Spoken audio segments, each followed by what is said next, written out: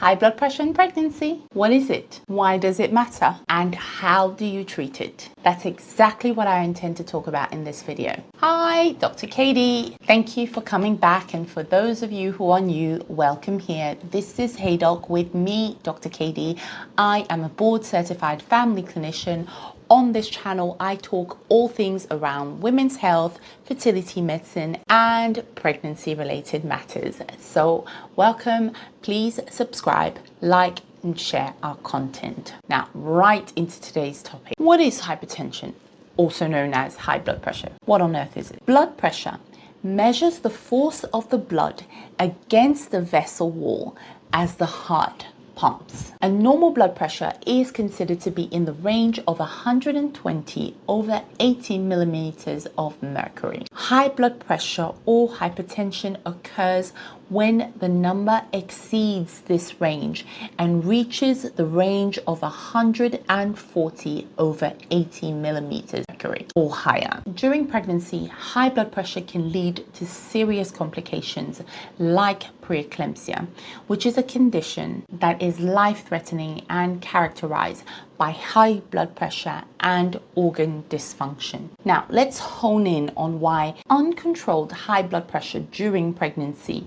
can result in, number one, poor fetal growth, and that will be as a result of the fact that high blood pressure reduces the supply of nutrient-rich and oxygenated blood to the growing fetus. Number two, it increases the risk of premature birth because high blood pressure causes preeclampsia, which is associated with multi-organ failure. So often the baby has to be delivered prematurely in order to save both the mother and the fetus's life. Number three, high blood pressure increases the risk of placental abruption. In this condition, the placenta separates prematurely, causing bleeding and potential emergency delivery. And finally, the most important reason why we need to control the blood pressure during pregnancy is to prevent life-threatening preeclampsia, which I previously talked about. So just when medicine couldn't get any more complicated, it does.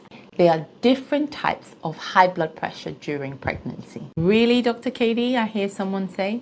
Yes, there are different types. So the first type is chronic hypertension. So this type of hypertension or high blood pressure is a type of high blood pressure that the woman had before she fell pregnant. It rears its ugly head before 20 weeks of gestation. And with this type of hypertension, the pregnant woman will need high blood pressure medication throughout her pregnancy. The second type of hypertension that happens in pregnancy is pregnancy-induced hypertension or gestational hypertension. This type of hypertension happens after 20 weeks of gestation in a woman who previously had an absolutely normal blood pressure. And we can confidently diagnose pregnancy-induced hypertension when the woman's blood pressure is greater than 140 over 80 millimeters of mercury and she has two readings in that range or higher, and those two readings are taken 4 hours apart. Gestational hypertension tends to resolve 6 weeks after giving birth. Finally, there is the much dreaded preeclampsia. This type of high blood pressure happens during the pregnancy. It is associated with what is medically known as proteinuria, and that simply means that protein leaks into the urine. Preeclampsia is something that we really try to avoid at all costs because it causes multi-organ failure.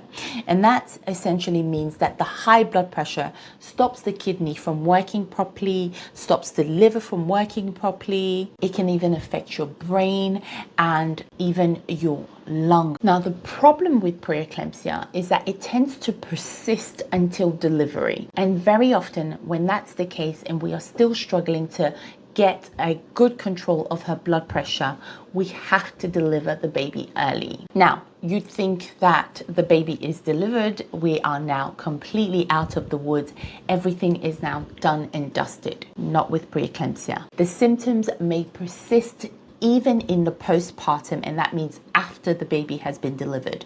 And the pregnant woman may complain of symptoms like a persistent headache, changes in her vision, and have other symptoms like significant swelling in her legs. When that's the case, urgent medical attention is required. And when preeclampsia persists after the baby is delivered, the obstetrician, which is the doctor that looks after the pregnancy, should then be liaising and working together with the general medical doctor in order to get your blood pressure under control. What are the factors that make a woman more predisposed to developing high blood pressure in pregnancy? Now, the high risk factors are having had high blood pressure in previous pregnancies, having chronic kidney disease, suffering from autoimmune diseases like lupus or antiphospholipid syndrome, suffering from type 1 or type 2 diabetes. And the last of the high risk factors is having chronic hypertension, so having high blood pressure before falling pregnant. There is a list that is considered as the moderate risk factors,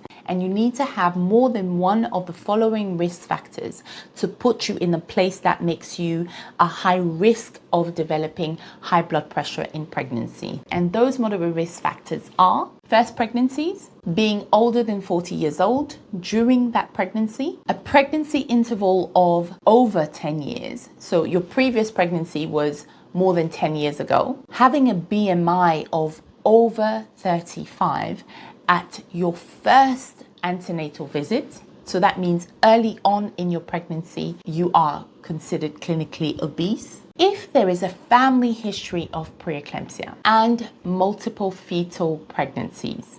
Aspirate trial in 2017 suggests that patients that are considered to be high risk or in the moderate risk category, these women should take 150 milligrams of aspirin daily from 12 weeks of gestation until delivery. So if you have high blood pressure in your pregnancy, how should you be treated? Lifestyle adjustments are going to be very important. In fact, they're going to be crucial.